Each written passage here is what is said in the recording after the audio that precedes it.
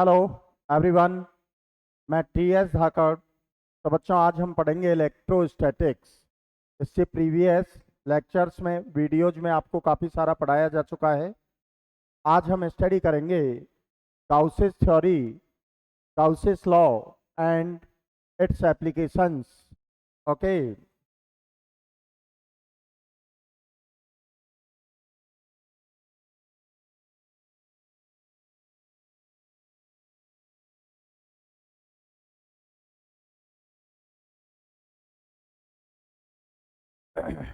तो देखिए बच्चों, Gauss's law slash theorem and its applications.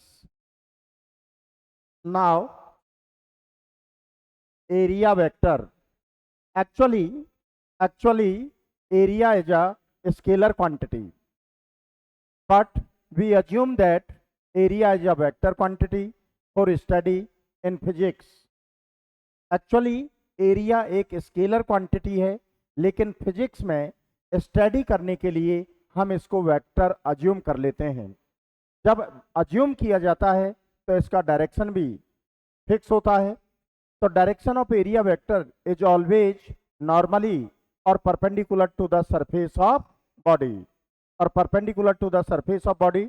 Again listen to me, actually area is a scalar quantity. Area is a scalar quantity, but we assume that it is a vector quantity for study in physics. The direction of area vector is always normally or perpendicular to the surface of body. तो area vector बेटा assume किया जाता है, तो ये हमेशा whole body के लिए एप्लीकेबल नहीं होता है, ये एप्लीकेबल होता है स्मॉलेस्ट पार्ट ऑफ बॉडी। तो assume that smallest part of body, तो इट्स एरिया वेक्टर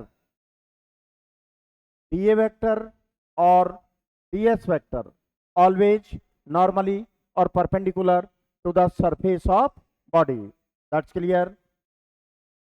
अब देखिए बेटा, next example, example number 98। Determine the ratio of acceleration of proton, neutron and alpha particle in uniform electric field. Again, determine the ratio of acceleration of proton, neutron and alpha particle in uniform electric field. आपका ये question क्या कह रहा है? Acceleration का ratio आपको find करना है। Proton, neutron and alpha particle uniform electric field में मूव करते हैं। So you know that electrostatic force F is equal to QE vector according to Newton's second law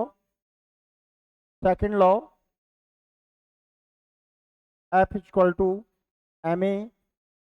So both are same physical quantity, so they are equal to each other. ma is equal to QE, A is equal to QE upon M. तो देखिए बेटा, uniform electric field remains same.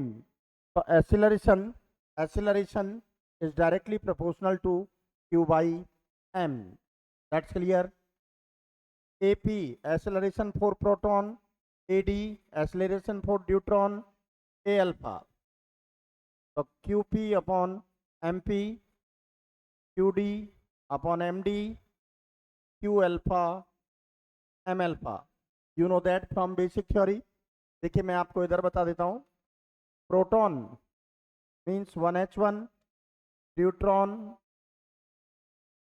Means 1h2, alpha particle means twice of He4.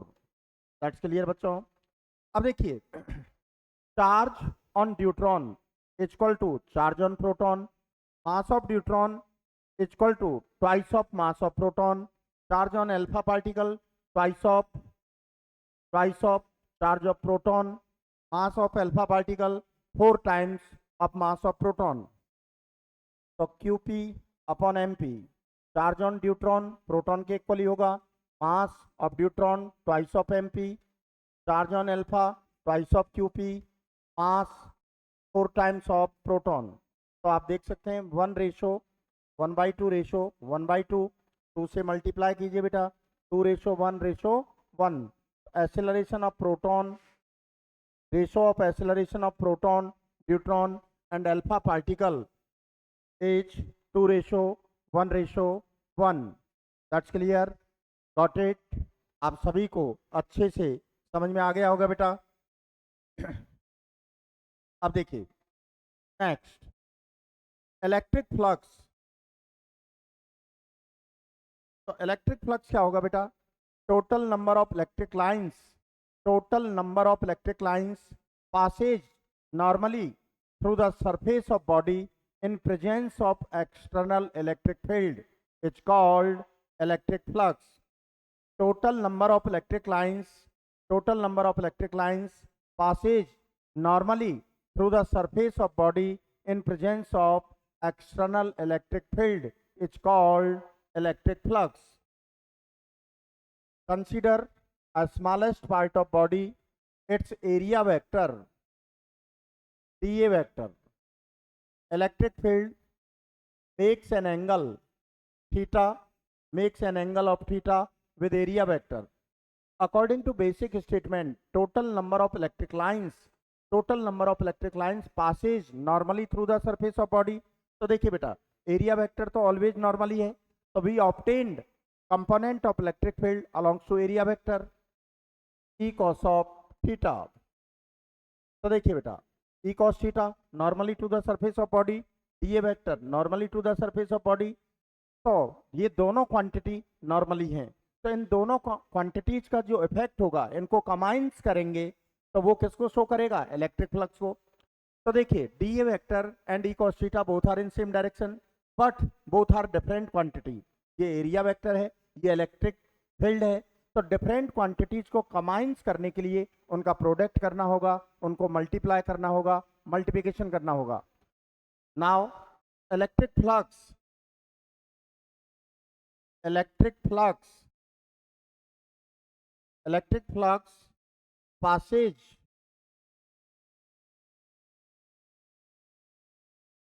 through the smallest part of body। तो ये body का smallest part लिया है हमने, electric flux denoted by phi और स्मॉलेस्ट पार्ट टी फाई। दोनों body, दोनों quantities को कंबाइंस करेंगे, E cos theta into D A, तो E D A cos of theta. तो due to cos theta apply the dot product, apply the dot product D phi.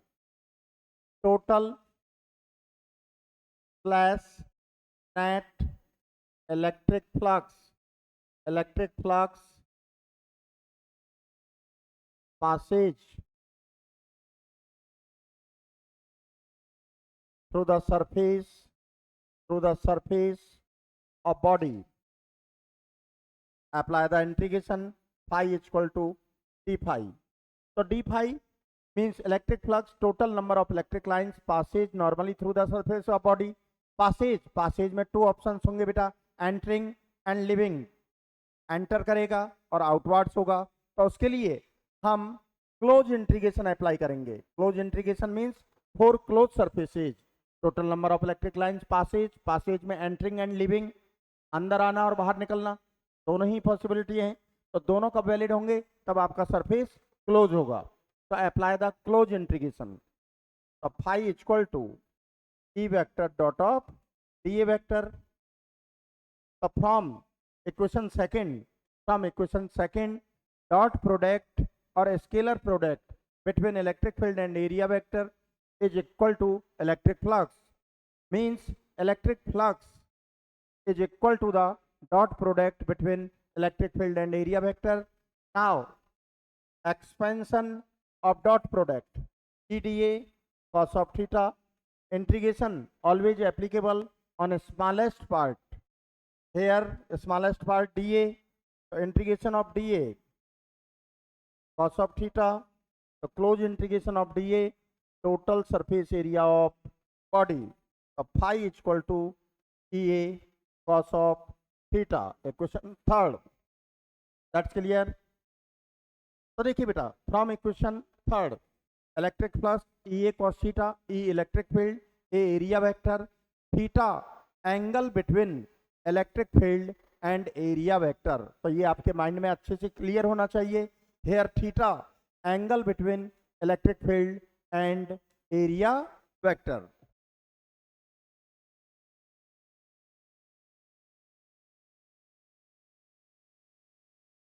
तो देखिए बेटा, phi equal to E A cos of theta, if plane of body is parallel to the electric field,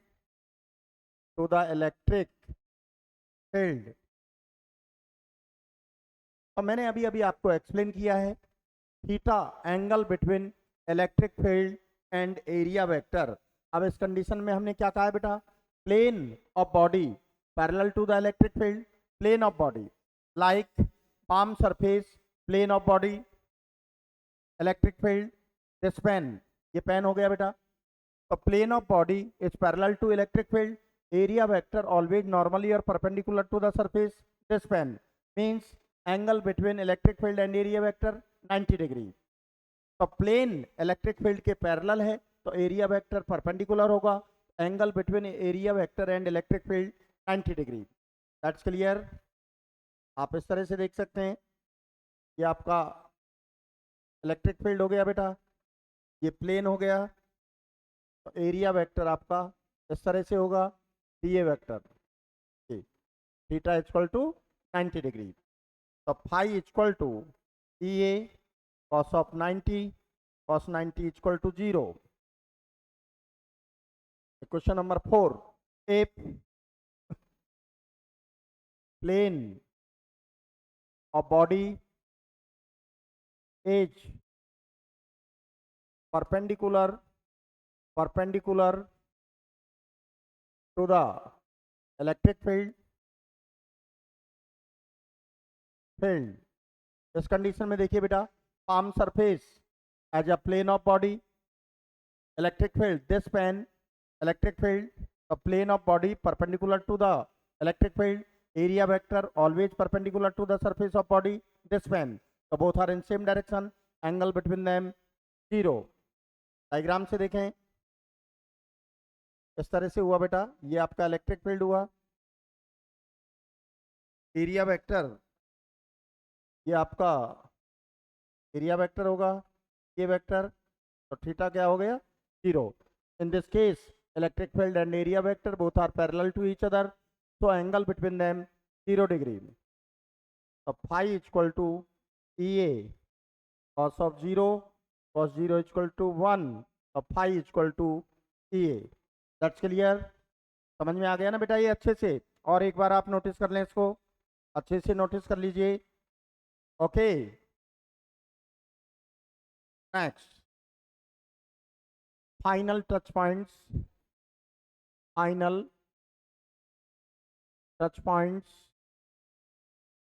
means FTP. देखिए बेटा, phi equal to E A, SI unit, electric field newton पर coulomb, area metre square, and electric field volt per metre, area metre square, तो volt into metre. That's clear. Dimensional formula, newton m1 l1 t-2, metre square l2, coulomb a1 t1। That's clear. m1 l3 t-3 a-1। देखिए बेटा, electric flux total number of electric lines passage normally through the surface of body, means electric flux as a total number of electric lines, pure numerical value, so electric field is a scalar quantity। another reason, electric flux is equal to the dot product between electric field and area vector, you know that, apply the dot product between two vectors, we get a scalar quantity, means that electric flux is a scalar quantity. Electric flux is a scalar quantity. Okay बेटा, note notice करिए एक बार. Got it बच्चों? Got it? Okay.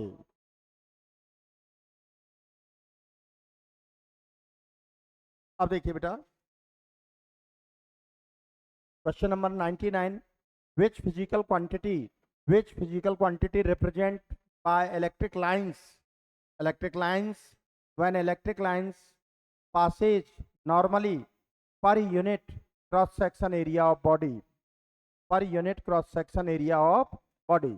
Again, which physical quantity represent by electric lines when electric lines passage normally per unit area of cross section of body.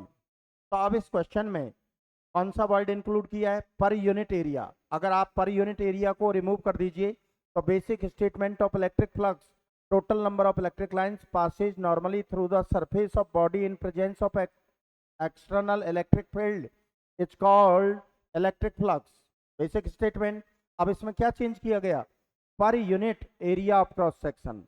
तो per unit of area of cross section के लिए देखे, phi equal to E A. आपका area क्या कर दिया भाई? Per unit. तो फाई इक्वल टू क्या हो गया? ई. तो आपका आंसर क्या होगा? Which physical quantity. तो कौन सी फिजिकल क्वांटिटी होगी? E F I. E F I means intensity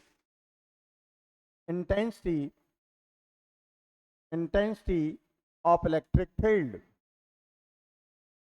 तो देखिए, एक वर्ड का वेरिएशन आने पर आपका टोटल कंडीशन ही चेंज हो गया. इस कंडीशन में कौन सा फिजिकल क्वांटिटी होगा? EFI, intensity of electric field. That's clear बेटा? ओके, अच्छे से समझ में आ गया ना बेटा? That's clear. Next, if area vector of a body 3i cap minus 2j cap plus 5k cap meter square is placed देखिए, area vector of a body 3i cap minus 2j cap plus 5k cap is placed in uniform electric field I cap plus j cap minus 2k cap. Find out the electric flux passes through the body. So you know that phi is equal to E vector dot of A vector. Electric field आपको given है बेटा 3i cap minus 2j cap plus 5k cap. Area vector I cap plus j cap minus 2k cap. I dot I 3, j dot j 1, तो minus 2, k dot k minus 10, तो minus 9, 3 minus 12, तो minus 9 Newton metre square पर coulomb. Answer. That's clear? Simple सा question है. Next देखिए बेटा, if a square of side 10 centimeter, square of side 10 centimeter means 10 raised to the power minus 1 meter is placed in electric field 10 Newton per coulomb and normal of a square makes an angle of 60 degree. Normal means area vector makes an angle of 60 degree from electric field and the electric flux passes through the square. तो ये simple सा है. देखिए, phi equal to E A cos of theta. Normal means area vector makes an angle 60 degree with electric field. Area of square side square 10 raised to the power minus 2 meter square. Electric field 10 raised to the power minus 2 cos 60 क्या होगा बेटा? 1/2. ये क्या हो गया बेटा? 5 into 10 raised to the power minus 2 newton metre square पर coulomb. Answer. और समझिए बेटा, साइड ऑफ स्क्वायर 10 सेंटीमीटर, तो area of square side square 10 centimetre means 10 raised to the power minus 1 metre. तो एरिया ऑफ स्क्वायर क्या हो गया बेटा? 10 raised to the power minus 2. Electric field 10 newton पर कूलम. एरिया वेक्टर और normal of square makes an angle 60 degree with electric field. तो phi equal to E A cos theta से solve करेंगे तो 5 into 10 raised to the power minus 2 newton metre square पर coulomb. Next example number 102. If a circular sheet of radius 10 centimeter, circular sheet of radius 10 centimeter means 10 raised to the power minus 1 meter, placed in uniform electric field 10 Newton per coulomb, and plane of sheet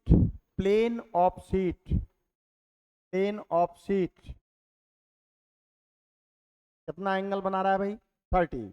तो देखिए question में कहा है plane of sheet, हमें angle between electric field and area vector, between electric field और area vector और normal के between चाहिए।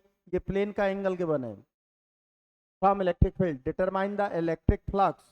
तो इसके लिए आप देख सकते हैं, सपोज कीजिए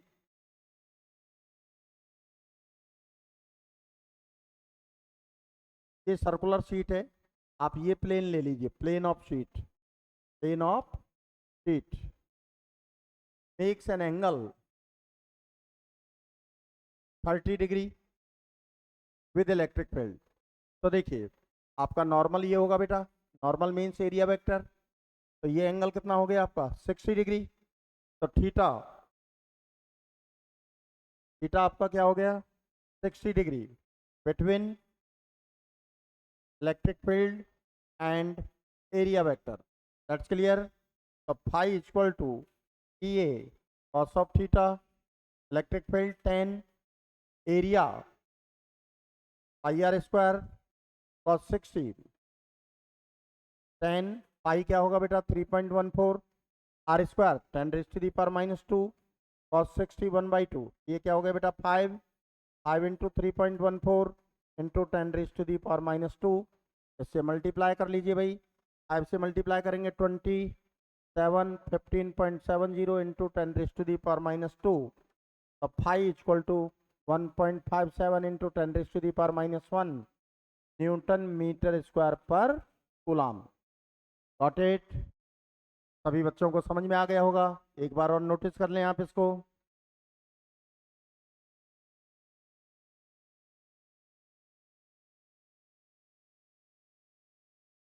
ओके बेटा, अब देखिए नेक्स्ट क्वेश्चन देखिए। A square of side 10 centimeter, so 10 raised to the power minus 1 meter is placed in XY plane. Electric field 200 I cap plus 300 J cap Newton per coulomb.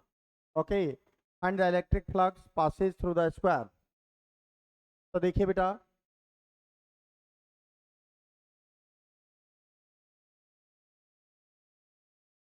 Square of side 10 centimetre place in XY plane. तो अपन ये ले लेते हैं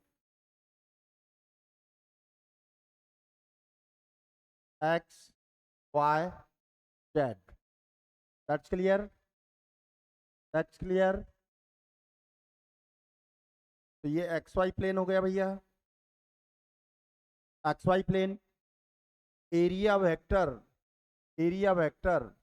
अलोंग्स to Z direction, alongs to Z direction होगा भाई। Square placed in XY plane, तो area vector alongs to Z direction. Area vector क्या होगा आपका 10 raise to the power minus 2 K cap हो गया ना बेटा। तो 5 E vector dot of A vector क्या हुआ आपका 200 I cap plus 300 J cap. ये क्या हो गया आपका 10 raise to the power minus 2 K cap. तो K dot I 0, K dot J 0। तो electric flux passes through the square क्या होगा in this condition 0। That's clear. हाँ, इसी क्वेश्चन में अगर हम चेंज करें XY प्लेन को हम YZ प्लेन कर दें, इसी क्वेश्चन में सेम क्वेश्चन में square is placed in YZ plane. तो देखिए YZ प्लेन के लिए हम क्या करें, और लगा के कर देते हैं। इसी क्वेश्चन का पार्ट ले रहा हूं मैं, question number 103। Square is placed in YZ plane. Okay, तो साइड ऑफ स्क्वायर क्या है बेटा 10 सेंटीमीटर, तो 10 raise to the power minus 1 metre. Area of square 10⁻⁻² metre square.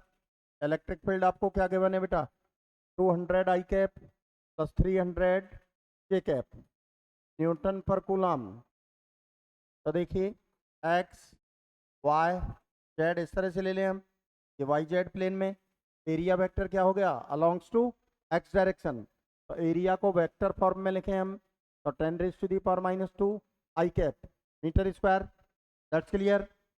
तो फ्लक्स क्या होगा बेटा अब आपका, E vector dot of A vector 200 I cap plus 300 J cap 10⁻² I cap, I dot I 1, तो 200 इंटू 10⁻², आई डॉट जे क्या हो जाएगा 0, तो 2 न्यूटन मीटर स्क्वायर पर कूलम किया जाएगा बेटा।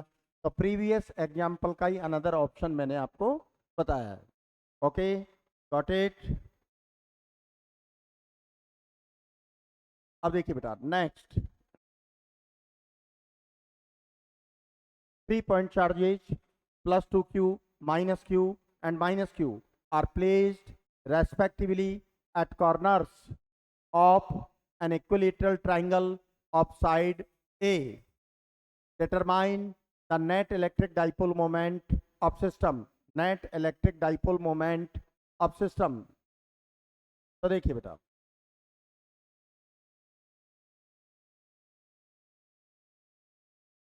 +2q minus q minus q, 3 point charges +2q minus q and minus q are placed respectively at corners of an equilateral triangle of side small a. Determine the net electric dipole moment of system. You know that a pair of equal and opposite charges are separated by very small distance is called electric dipole. तो देखिए यहाँ +2q है, तो 1+q को इसके साथ set कीजिए 1 dipole, another +q को इसके साथ सेट कीजिए another dipole. You know that direction of electric dipole moment from negative charge to positive charge. Electric dipole moment is a vector quantity. Its direction from negative charge to positive charge. तो +2q, एक +q तो इसके साथ set किया, ये dipole हो गया आपका from negative to positive. P1 magnitude of either charge into distance between them a। Another dipole, एक +q इसके साथ सेट करेंगे, ये क्या हो गया बेटा P2। तो P2 का वैल्यू भी इतना ही होगा, मैग्नीट्यूड इतना होगा। P1 and P2 both having same magnitude and different direction. For their resultant we obtained rectangular components. Equilateral triangle में ये एंगल कितना होगा बेटा 60 डिग्री। तो फर्स्ट कंपोनेंट दोनों के मिडिल में से पास होगा, ये 30 डिग्री 30 डिग्री। तो ये कंपोनेंट क्या होगा बेटा P1 cos 30, second P2 cos 30, ये component P1 sin 30 and P2 sin 30। तो देखिए बेटा P1 sin 30, P2 sin 30 both having same magnitude and opposite direction, so they are cancel out each other. अब P1 sin 30 plus P2 sin 30 is equal to 0। तो ये दोनों तो cancel हो गए भाई, इनकी कहानी तो खत्म हो गई। P1 cos 30, P2 cos 30 both are in same direction. When two or more than two physical quantities are in same direction, their resultant is always equal to the algebraic sum of individual quantities. So net electric dipole moment, net electric dipole moment P equal to P1 cos 30 plus P2 cos 30. So twice of P1 and P2 both having same magnitude. So P2 replaced by P1. So twice of P1 cos 30. P1 Q into A cos 30 root 3 by 2. So P equal to root 3 Q into A. Got it? ये अच्छे से समझ में आ गया होगा बेटा। एक बार और नोटिस करें आप, एक बार और एनालिसिस करें इसका। अब देखिए बेटा नेक्स्ट देखिए, if 4 point charges plus 3q minus q and minus q are placed respectively at corners of a square of side small a. Determine the net electric dipole moment of system. तो देखिए बेटा,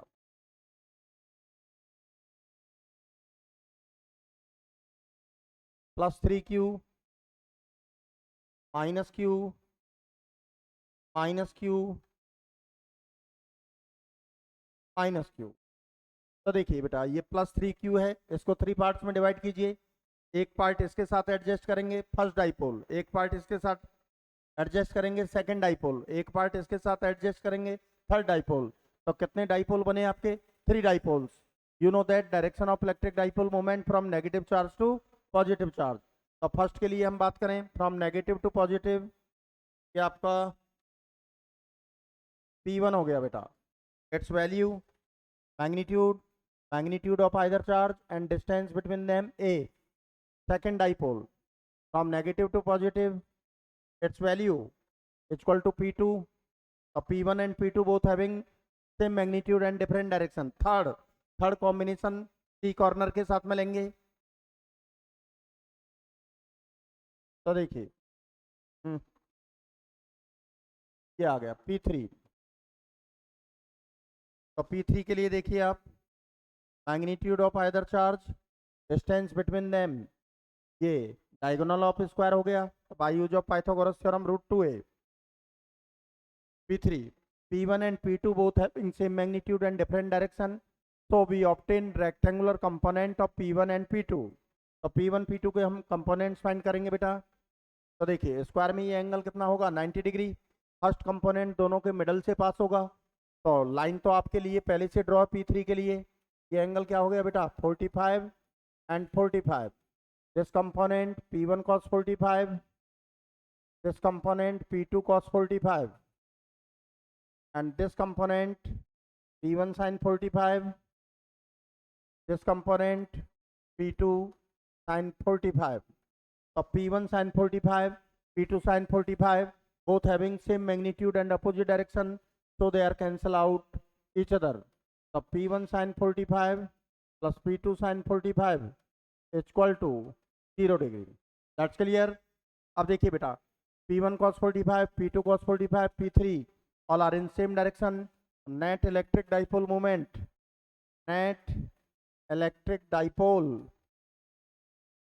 moment P is equal to P1 cos 45, P2 cos 45 and P3। P1 and P2 both having same magnitude, so P2 replaced by P1। P2 की जगह हम P1 put करेंगे। ये क्या हुआ बेटा? Twice of P1 cos 45 plus P3 Q into √2a। P3 का value put कर दिया हमने। P1 का value Q into a cos 45 1/√2 Q √2a। तो देखिए बेटा, 2 डिवाइडेड बाय √2 QA, ये क्या हो गया? √2 QA। ये क्या हुआ बेटा? Twice of √2 QA, twice of √2 QA। That's clear, that's clear. अब देखिए बेटा,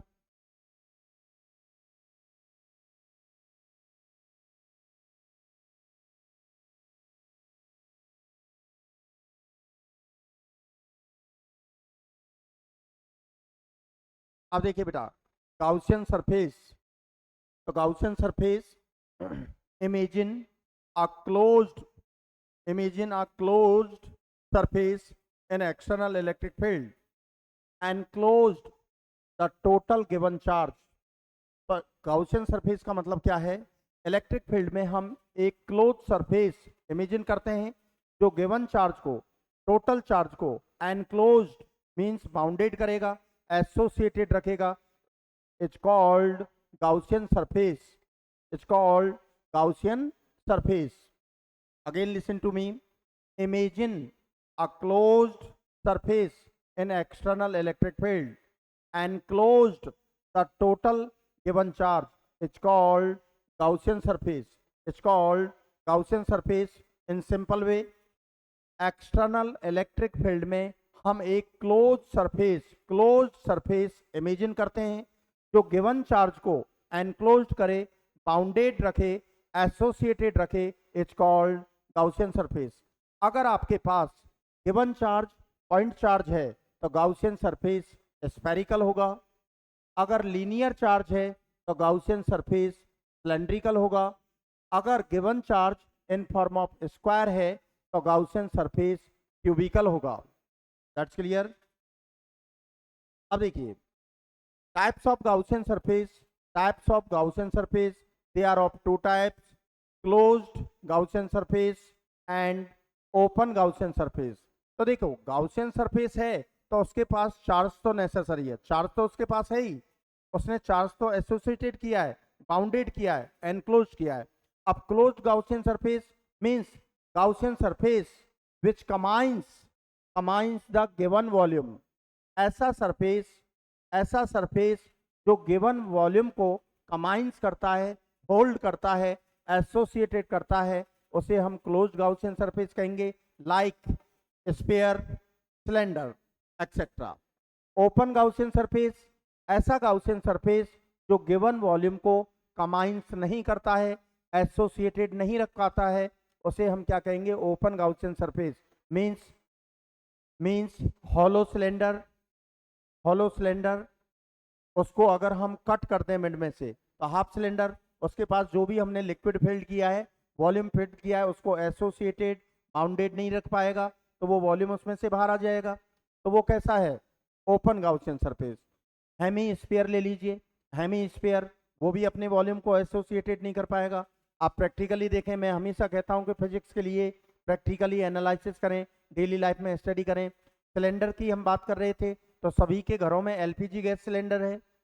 आप सम टाइम के लिए रेगुलेटर से उसको ओपन कर दीजिए, आफ्टर सम मिनट्स आप अपने घर में कोई भी स्विच ऑन कीजिए, आपका घर भी ओपन हो जाएगा, पड़ोसी भी ओपन हो जाएंगे, सब ओपन हो जाएंगे।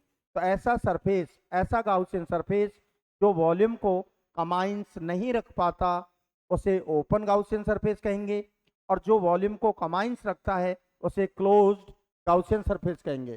That's clear. एक बार नोटिस करें आप लोग।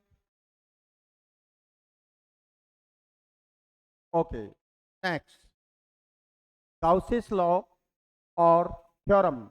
गाउसियस लॉ और थ्योरम, देखिए बेटा, according to this law total electric flux passage through the Gaussian surface is 1 upon epsilon naught times of total charge enclosed by Gaussian surface. Again listen to me. According to this law, total electric flux passes through the Gaussian surface is 1 upon epsilon naught times of total charge, means summation q, enclosed by Gaussian surface. So phi is equal to summation q upon epsilon naught. That's clear. Suppose कीजिए ये आपका close surface Gaussian surface है, Q1 minus Q2 Q3 Q4 minus Q5 Q6 et cetera. तो total charge enclosed by Gaussian surface. तो Gaussian surface ने जो charge enclose किया है वो क्या है बेटा, Q1 minus Q2 plus Q3।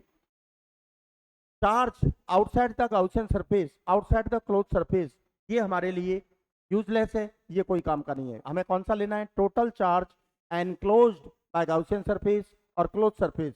Summation Q means Q1 minus Q2 plus Q3। Charge outside the close surface और गाउसियन सरफेस हमारे लिए यूजलेस हो गया।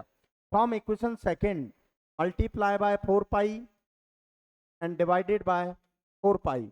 You know that 1 upon 4 pi epsilon naught is equal to k। तो phi is equal to 4 pi k summation q। That's clear बेटा। Next FTP, final touch points. Gauss's law is always applicable for closed surfaces, not applicable for open surfaces. Gauss's law हमेशा close surfaces के लिए लागू होता है, apply होता है, valid होता है, ओपन सरफेसेज के लिए एप्लीकेबल नहीं है। Total charge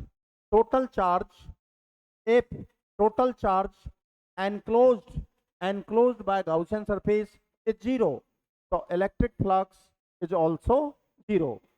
Total charge enclosed by Gaussian surface positive है तो इलेक्ट्रिक फ्लक्स पॉजिटिव होगा, means electric flux outwards.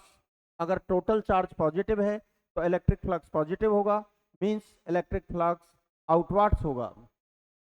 Total charge enclosed by Gaussian surface negative है, इलेक्ट्रिक फ्लक्स भी क्या होगा, नेगेटिव होगा, मींस इलेक्ट्रिक फ्लक्स इनवर्ड्स होगा।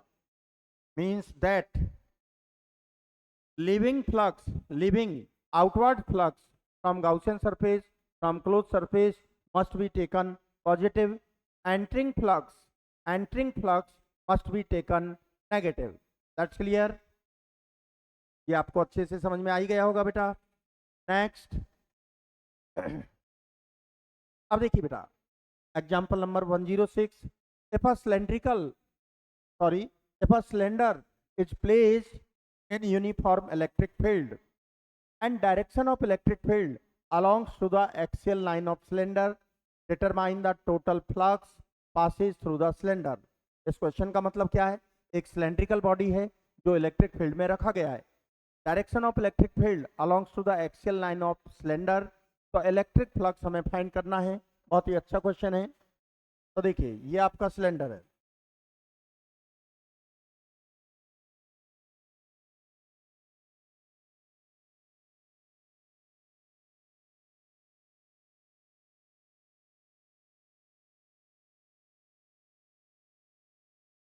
देखिए बेटा एक्सियल लाइन ऑफ सिलेंडर ये है। According to question direction of electric field alongs to the axial line, तो अभी आपके पास इलेक्ट्रिक फील्ड की डायरेक्शन चूज करने के टू ऑप्शंस हैं, towards your right hand side और towards your left hand side. लेकिन आप एक बार चूज कर लेंगे उसके बाद में ऑप्शन खत्म हो जाएगा। अभी आप राइट में भी डिसाइड कर सकते हैं, लेफ्ट में भी डिसाइड कर सकते हैं। तो देखिए हमने डायरेक्शन ऑफ इलेक्ट्रिक फील्ड ये राइट में ले लिया, दैट्स क्लियर। अब हम डायरेक्शन को चेंज नहीं कर सकते। Alongs to axial line cylindrical body consists with three parts, S1 circular part, S2 circular part, S3 cylindrical part. So for this circular part area vector always normally dA vector, so theta is equal to 0. this circular part electric field का direction तो बेटा यही होगा, तो ये circular part इधर जो observer होगा वही तो ऑब्जर्व कर पाएगा, तो इसका एरिया वेक्टर ये हो गया डी वेक्टर। तो थीटा क्या हो गया बेटा 180 degree. Cylindrical part electric field तो यही हुआ, एरिया वेक्टर आपका ये हो जाएगा, मींस 90 डिग्री। 90 डिग्री हो गया ना बेटा, अच्छे से नोटिस कीजिए, अच्छे से स्टडी कीजिए, गॉट इट बेटा, ओके अच्छे से आ गया ना। आगे देखिए अब electric flux Passage through the cylindrical body E vector dot of D vector, ये होल सिलेंड्रिकल बॉडी के लिए बेटा। You know that cylindrical body consist with three parts. Now this integration convert into open integration. किसी भी body को more than one part में divide करते हैं तो close integration convert into open integration. आपको मैंने एलपीजी गैस सिलेंडर वाला एग्जांपल दिया था, उसको सम टाइम के लिए ओपन कर दीजिए, स्विच ऑन कीजिए, सब ओपन हो जाएगा, आपका घर भी ओपन, पड़ोसी भी ओपन, सारा open. The body consist with three parts. Now this integration divide into three parts, so close integration convert into open integration. E vector dot of dA vector S1 theta is equal to 0. E vector dot of dA vector S2 theta is equal to 180 degree. E vector dot of dA vector S3 theta is equal to 90 degree. इधर देखिए बेटा I is equal to EDA cos 0, EDA cos 180 EDA cos 90, तो देखा EDA cos 180 minus हो जाएगा बेटा, ये cos 90 zero. ये दोनों सर्कुलर पार्ट है भाई, सिलेंड्रिकल पार्ट तो जीरो हो गया, तो दोनों सर्कुलर पार्ट एक ही सिलेंड्रिकल बॉडी के हैं, तो एरिया DA सेम रहेगा, तो phi equal to EA minus EA। अब फाइनली फ्लक्स क्या हो गया बेटा, जीरो। Answer got it. एक बार इसको नोटिस कीजिए बेटा, नोटिस कीजिए अच्छे से। हाँ बेटा समझ में आ गया ना, ओके। अब देखिए बेटा, if radius of a sphere, radius of a sphere is increased 2 times of its initial radius, what is the change in electric flux passes through the sphere? तो देखिए बेटा, आपका क्वेश्चन क्या कह रहा है कि कोई स्फीयर है, इलेक्ट्रिक फील्ड में रखा है, उसके रेडियस को इंक्रीज किया जा रहा है 2 times of its initial radius, what is the change in electric flux? So you know that according to Gauss's law, I is equal to summation q upon epsilon naught. So phi electric flux not depend on radius. Electric flux not depend on radius. That means I dash summation q upon epsilon naught is equal to phi. Flux में कोई change नहीं होगा, no change. That's clear. Another form में भी देख सकते हैं, अगर आपके माइंड में ये आता है कि सर इलेक्ट्रिक फ्लक्स तो आपने ये बताया ई vector dot of D A vector, तो यहाँ से देख लीजिए आप, यहाँ से भी मैं क्लियर कर देता हूँ। I equal to expansion of dot product E D A cos of theta, theta आप 0 डिग्री ले लीजिए, अब phi equal to E D A cos of 0, I equal to E D A integration applicable on smallest part integration of D A.